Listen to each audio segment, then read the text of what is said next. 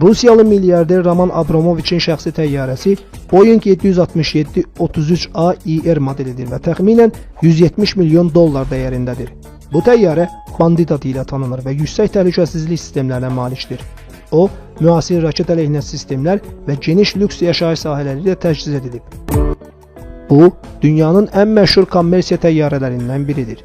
Amma varlı insanların çoxu ondan şəxsi məqsədlər üçün istifadə edirlər.